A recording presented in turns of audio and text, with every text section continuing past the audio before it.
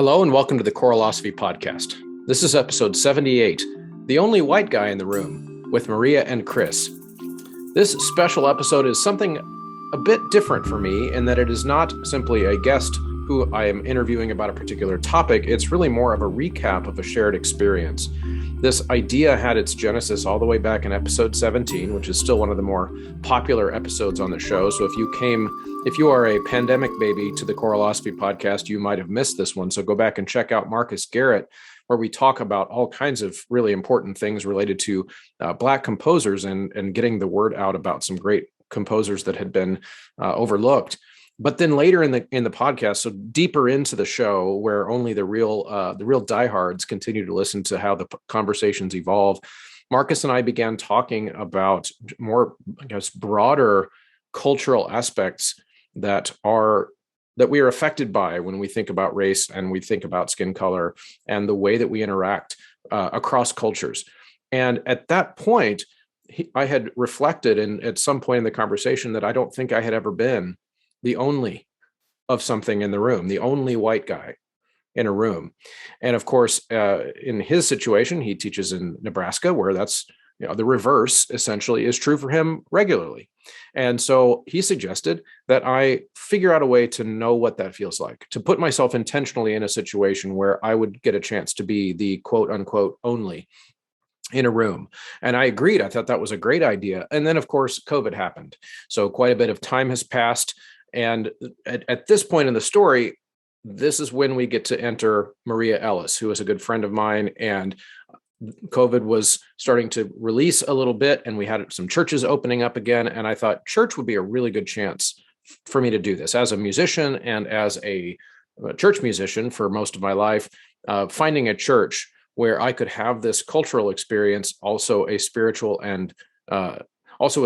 experience. That would be the perfect situation. So I contacted Maria and set this up and had a chance to meet her in St. Louis at her church. And this conversation is really just where that picks up. So we went to church together and then got together right away on Zoom to record a conversation to recap how it went and how it felt and the things that I saw and the lessons that I learned. So stay tuned. This was lots of fun. Did you know that this show is completely listener supported? When I say listener supported, I mean we do not have corporate overlords here. We do not have someone writing a check to pay for all of this stuff behind the scenes. And so one of the ways that we do that and the way that we make this work is on Patreon, patreon.com/Choralosophy. You can, for as little as $3 a month, become a supporter there. Feels like a coffee sent my way to me or to you, but to me, that adds up as more and more listeners jump on over at Patreon to support the mission of the show and the production costs of the show.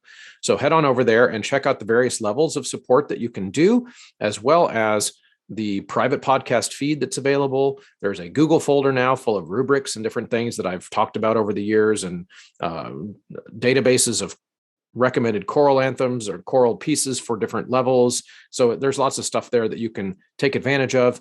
So head on over to Patreon to check that out. The producers over at Patreon are Vasquez Music Academy, John Warner, Ulrika Igrain Munoz Alarcon, Chandler Smith, David Kowalczyk, Kyle Peterson, Michael Herron, Ryan Main, and Steve and Kathy Kakachik. Thank you all over there for your support. Joy, joy, joy, joy, joy, joy, joy. How are you? How have you been doing since I saw you last? Huh? How you been doing since I saw you last? Ooh, busy painting every day at the school. I saw you're in the choir room there at Sumner. Mm-hmm. So, okay, Maria Ellis, we are going to talk about an experience that we had this weekend. This was so much fun for me, but I got to come to your church and experience worship with you. And so one of the things that I thought would be fun is if we just kind of reflected on that experience and then just kind of talked about some of the things that brings up when a person like myself, who has for the very first time gone into a room and been the only white person in the room. And I think that's a really important experience. And so I would not have been able to choose a better person to do that with than you. So thanks for letting me come to your church. No, thank you for coming. I was so excited for you to be there. Thank you so much. Yeah. So tell us a little bit about, just so that you can give people listening some context about your church, beyond just the fact that you do go to an all Black church in St. Louis, but there's a denomination attached to it too. So tell us a little bit about where you go to church. Yes. So I attend the Lively Stone Church of God in St. Louis, Missouri. It is of the apostolic faith. It's similar to Pentecostal churches. It's a church where it is lively, like the name states. We invite people to stand up and worship and sing along, and if they feel the spirit moving, to get up and dance and things of that nature. So it's not a quiet church at all.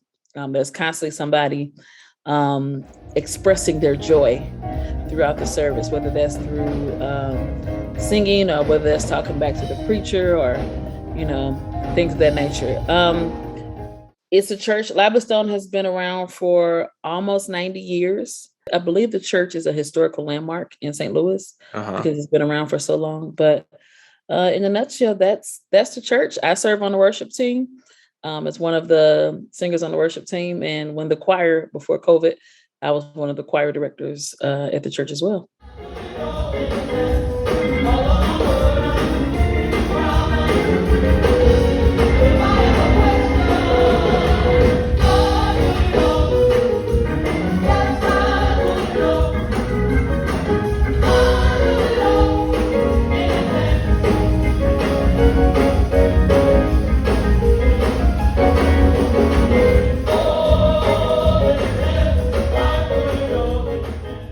That's awesome. I know that in fact, with that background, I'll also give people background of why I did this last weekend. Shout out to Marques Garrett, who was on my show all the way back in episode 17. So this is before the pandemic. And we were actually talking, which I want to get your opinion about this too, but we were talking in that episode about, I had asked him a question about so we go to these conventions, these choir director conventions, and I feel like I see mostly white people, but then there's this group of Black people and they will run at each other from across the room. And I'm like, I'm pretty sure they don't even know each other. Like they're not even from the same state. How does this happen? And how do I get in this club? Like, I want to have like a group of people that runs up to me at a convention too. And we were talking about that. And he said, it's kind of a Black people thing. And you wouldn't understand. And then I was talking about a study that I had read about white people going to Beijing and exhibiting some of those same types of behaviors where they will zero in on each other if they're the only two white people in the room. And we had this whole conversation. And in that part of that conversation, he had challenged me. He said, well, have you ever been the only white person in a room? And I said, you know what? Come to think of it, I don't think I ever have. I don't think I ever have had that experience. And so he challenged me right there live on my show to go do this. And then, of course, COVID happened. Anyway, this is the background. And then finally, we were able to put this together. And so to give the audience that background.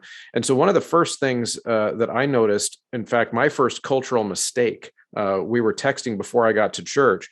And you were asking if I was going to bring my kids. And my first cultural mistake was I better not bring my kids, because in white church, I was thinking, at least in a non-apostolic church, I know, my kids won't be perfectly silent for like 90 minutes. And then after I was there for like 10 minutes, I was like, you know what? It would have been okay if they weren't perfectly silent at this church. It's a completely different culture. Yeah, it's a very different experience. When you first came and sat down, there were actually kids in the aisles, dancing and jumping around. And we have babies that talk out and cry and stuff like that, but they just talk. And it's like I said, our church is loud. It's a loud church. So if you're used to a quiet church, Lively Stone is not quiet at all. It is a very, very loud church. So they would have been just fine. Yeah, absolutely. And musically, it's loud too. Like all the music is amplified. It's pumping through the speakers, almost like rock concert level loud. Yeah. And that's I think that's just the culture of the church. I mean, the music is just as important as the preaching.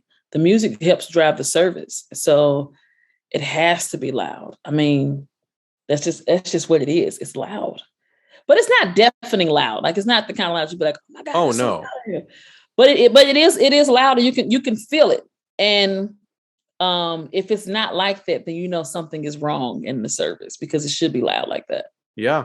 Well, and you mentioned that music is as important or more important as the sermon. I almost felt like there wasn't ever a sermon. In other words, even when the preachers, even when the pastors would start to speak, the music was still going in the background, and sometimes they would even just start singing, what almost like musical theater, where they're speaking but then they start singing. Yes. And so in a lot of ways the music doesn't really ever stop. That was amazing. Now, in this particular service that you were at, there was not a sermon in this particular service. Oh, okay. And that's because we had the giveaway going on, and we had they were showing the scenes from Haiti. Like I was telling you, we have a church in Haiti, so we watched a video about Haiti. So there wasn't a real sermon. During an actual sermon, the music would play in the beginning while the preacher was reading the scripture, and then it would drop out. And then when the preacher was ready to go up, the music would come back in and aid the preacher. But you didn't get to experience that because we didn't have a sermon this Sunday. Ah, okay.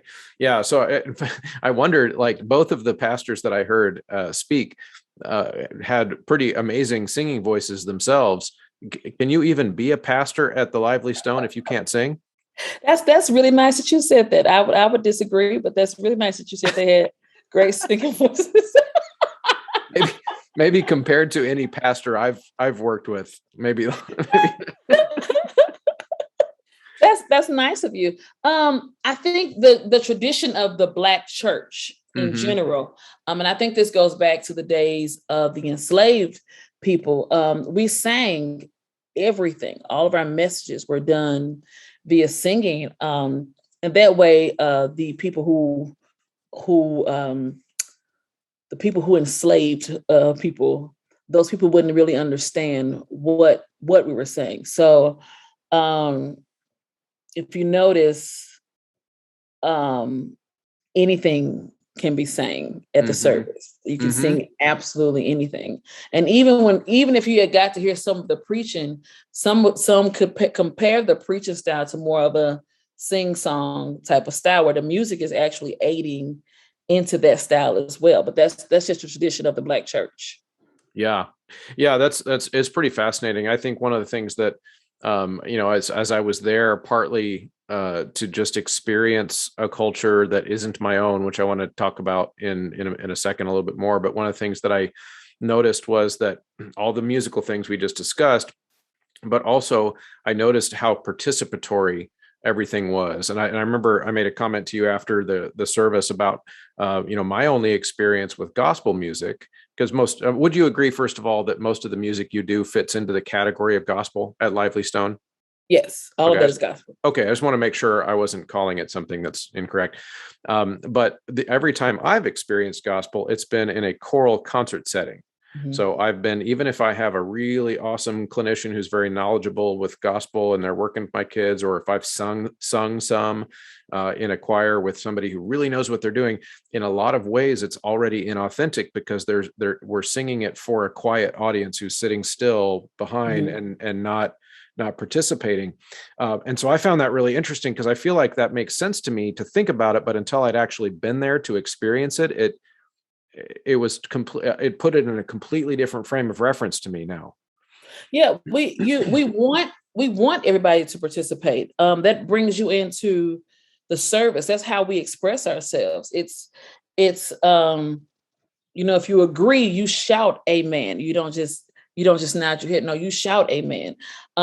If the preacher was preaching and nobody was talking back, he would probably say, "Talk back to me. Let me hear you. Let me know that you understand that." So that amen is like that. Yeah, I got it. Keep going. Keep going. That's that egging on. Same like when we doing a worship set at the very beginning of the service, when we were singing the worship music. If you remember, she invited you all to stand and to sing along with us. And she said, "I'm going to teach you this song. It's really easy. Go ahead and sing. I'm going to sing it first and you sing right after me." Do you remember that at the beginning of the service? Yeah. Yeah, so that we are inviting you to participate. It's there are times when it's quiet. It's very rare when it's like super duper quiet. It's only quiet like that, like shoot, I can't even say doing the reading of the word because you still got some of the instrumental that's still playing, but for the most part, it's ongoing. Yeah.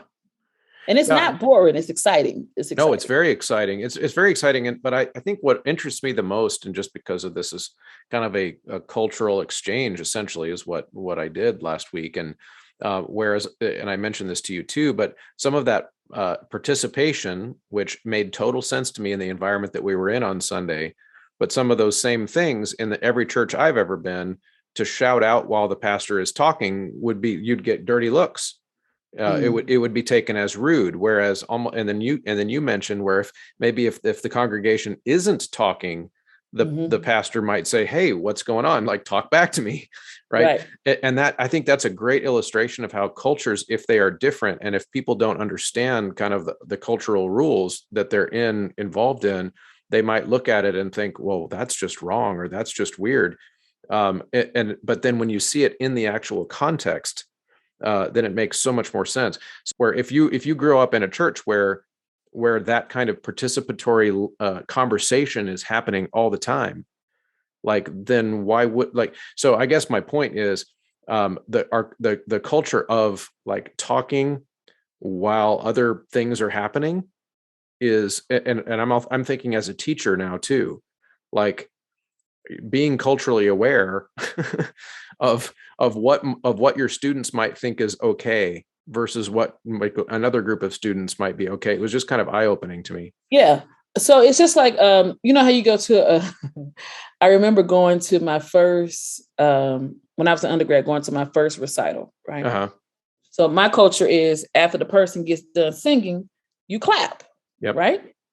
But I didn't know that at the recital, that songs were performed in a set. I remember after the guy sang the first song, I was getting ready to clap, but nobody else clapped. And I said, okay, this is different. And then I just waited until everybody else clapped before I clapped after the set. And I was like, I don't really understand when you're supposed to clap because nobody told me when the clapping was appropriate or not appropriate. So I didn't know. Uh-huh. So I remember when it was time for my senior recital, I remember telling the people that was coming from my church, I'm like, okay, I'm going to sing songs in a set. And so I'll sing 3 songs. And so don't clap after every song. I'm going to sing 3 songs. And then at the end of the set, you clap. And I was like, when in doubt, just wait till you hear everybody else clapping, because that's not our culture. Right. Our culture is you're finished, I'm applauding what you've done now. Another example of that is I remember at my first choral conference, somebody was singing really good. And everybody was so quiet. I was like, this person is like killing it. And like, I want to say like, sing girl or sing boy, but you can't do that because that's deemed inappropriate at those concerts. But at church, when somebody's singing good, you be like, sing now. You know what I mean? You just yell out. Like I'm a fan of our band at church. And so I yell at the band like the whole service because they are always just killing it.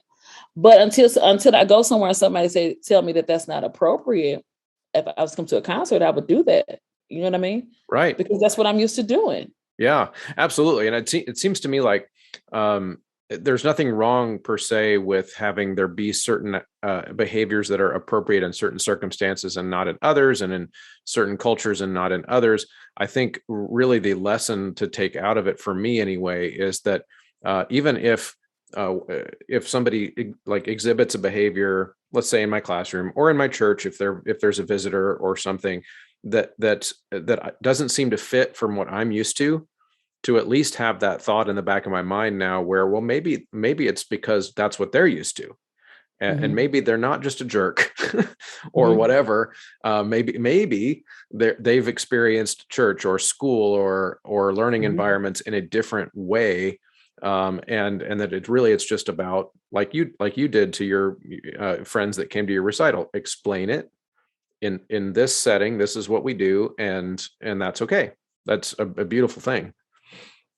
Yeah, just explain, because what we have to think about with all people is all of us don't come from the same experiences. Right. So some things people just don't know.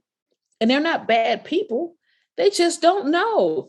Which is why let's take the gospel concert we had at MCDA this year. We had a midnight musical.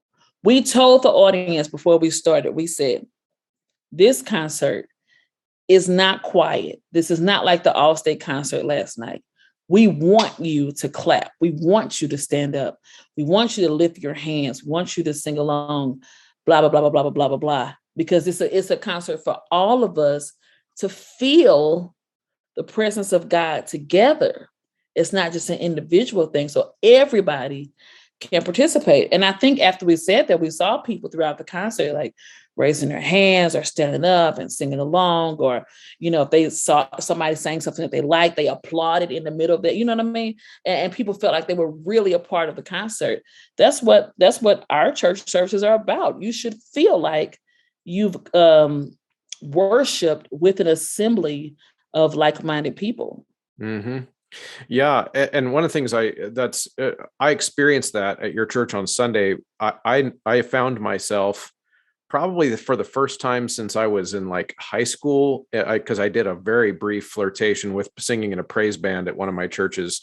It's not my thing. I'm a classical musician. I'm proud of it, but that I did do that. So making up harmonies is not something that is in my musical tradition. I did it when I was in that praise band in high school, but I don't really do it. But when I was singing along at your church, I found myself singing with my full voice and just making stuff up as I went along. And that sounds probably normal. You laugh, but for me, that was like, look at me. I'm singing notes that I didn't read. So again, that comes from the tradition of the African-American people back in the days of the enslaved people. When they were singing out in the fields, it was no sheet music. You just found a part that worked. And another thing, and I don't know if you noticed this, we sang several songs. The worship team sang several songs where it was 4 women. We sang soprano, alto, and tenor. All of us sang all the parts. Uh-huh. And so we are trained early on to learn all the different parts, or to learn the harmonies that work.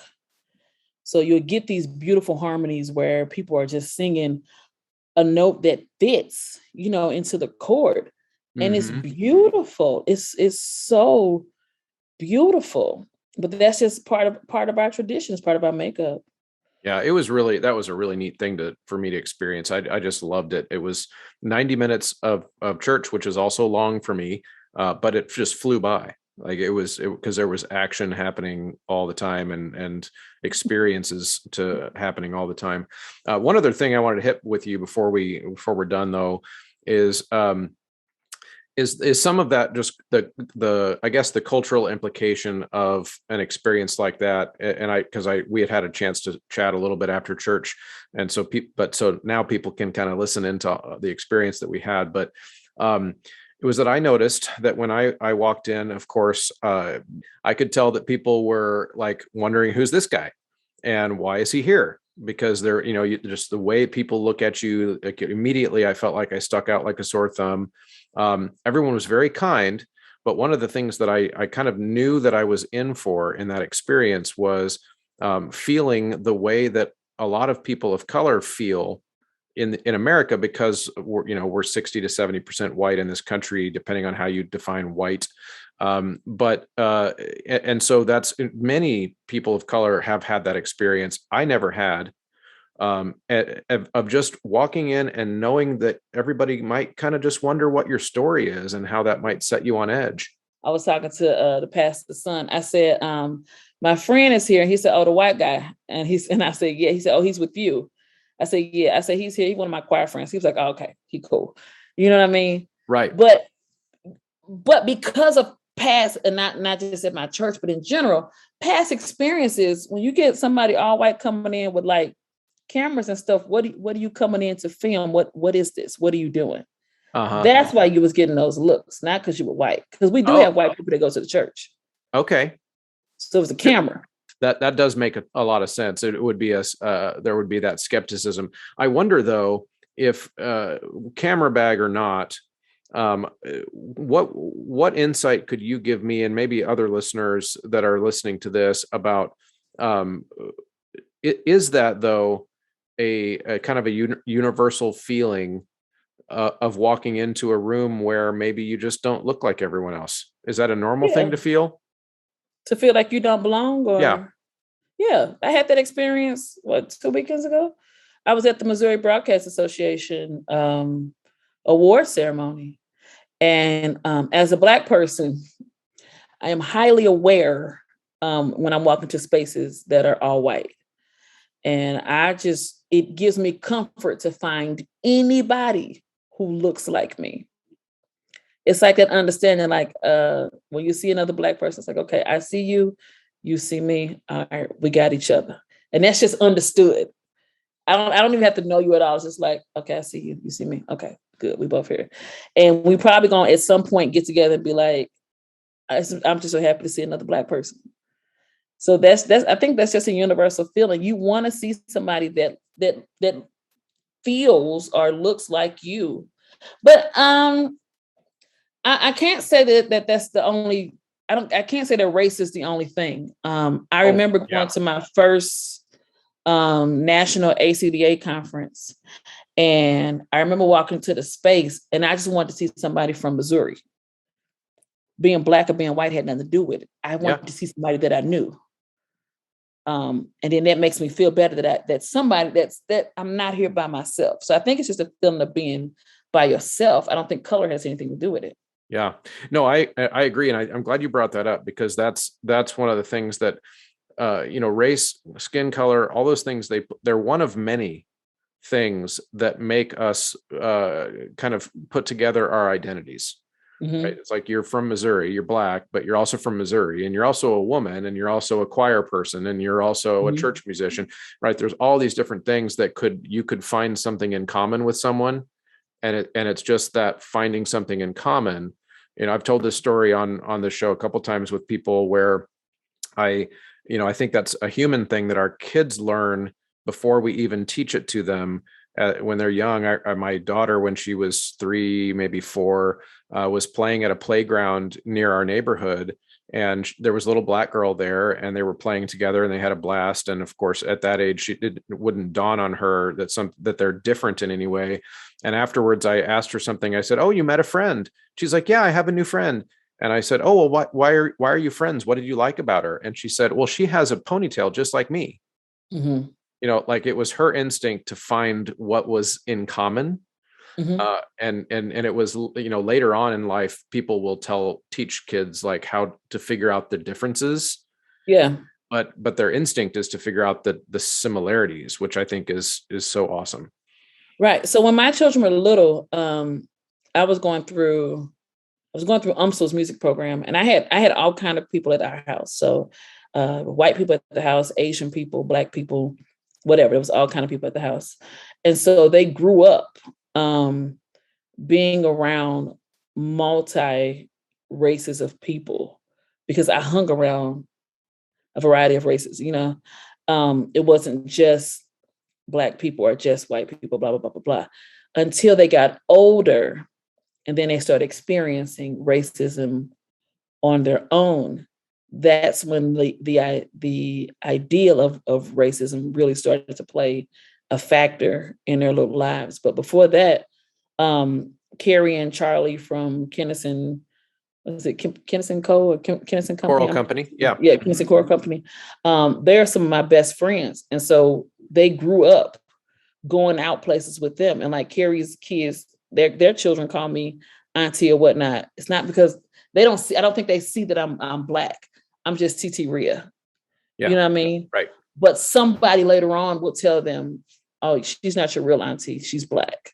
You know what I mean? Right. Right. So if we stop doing that kind of stuff, we'll be fine. Yeah, no, absolutely. Yeah. The one of the theories, I mentioned this to you and your husband in the car, but last week, but one of my theories, social theories, I guess, is that little type of racism that you just described, it comes out of xenophobia. Like xenophobia is the seed that, if we're not careful, can grow into racism, which is why I think I wanted to have this conversation and this experience this week is not because I feel, don't worry, I don't think I solved racism by going to your church on Sunday, but my point was to demonstrate a model of if there's a culture that you don't know or don't understand, the only way to really get any idea what's going on is you have to be around it. Like we have to experience each other.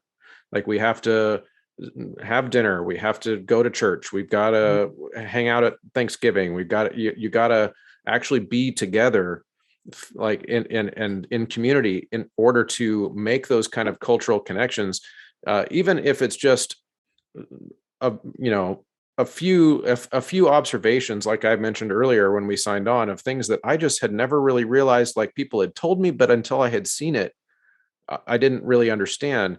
And so I think the way we get rid of xenophobia in those young kids is exposure. We expose them to cultures that are not their own so that they start to understand them, which I think that's something choir people do really well.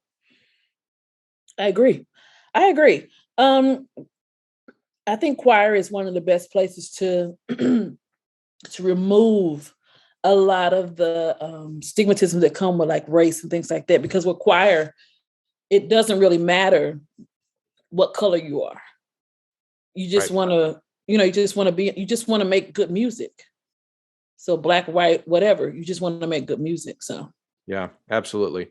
Well, thank you, Maria. I just wanted to touch base with you a little bit on this. And I think this was awesome and an awesome experience. And I hope to be able to do it again someday. Yes, we'd love to have you back. Now that they know you. Right. But Chris, before you go, yeah. I want you to make sure that you make it plain that nobody was mean to you while you were there. They all treated you with love, right? Yeah, absolutely. Yeah. So when I was describing my getting looks and stuff, it was not in a bad way at all. It was just like people wondering why I was there, which I wouldn't like, I didn't blame them at all. I would wonder why I was there too. It's because he had a camera, y'all. It's not because of anything else. He had a whole camera. He had a book bag with a camera and a tripod looking like he was from TMZ. That's what it was. No, I mentioned this that on Sunday is I actually felt like people were excited that I was there. Like people were excited that somebody who clearly wasn't from their normal community of churchgoers had come to visit. It like most churches are that way. If there's a visitor there, they're really excited about having a visitor because the people tend to be proud of their church and they want people to see it. Oh, so yeah, absolutely. I was treated very well, very well. Good. I hope that you would come back and bring your family. And then whenever you do come back, like, come on and sing. You could have came up there and sang with me and we would have been just fine. Come sing. We would love to do that. We would love to do that. That would be so much fun. Yay. All right, let's set it up. Yes, because then Beth can come sing too. So absolutely. All right. See you, Maria. See ya. Bye. Right. And thanks as always for sticking around to the end of an episode. I hope you enjoyed that. I had so much fun chatting with Maria about this important topic of what does it really mean to know each other, to get to know someone across cultural lines, across racial lines. It's really not as hard as we make it seem. People can get to know each other and we can learn to empathize. And as I said to Maria, the purpose of this was not to solve anything or to fix anything about the world's problems. But in choral music, as you heard Maria say, we are better at this than so many people around the world. And so let's just set an example. That's really all this was. Getting to know each other on a human level. That's where it's at, everybody. So like, share, leave comments. Make sure that you join the Choralospheres Facebook page. There's also a main page on choralosophy.com where you can leave comments or ask questions. And feel free to do that. I've got a little database going of listener responses there that get responded to when I can. But at least if you send it in there, I won't lose it, as opposed to a Facebook message or an email, which I might miss. So make sure you check out those opportunities. And then, of course, follow the Choralosophy Instagram, follow on Twitter, Facebook. Great way to get in touch. And I'll see you next time.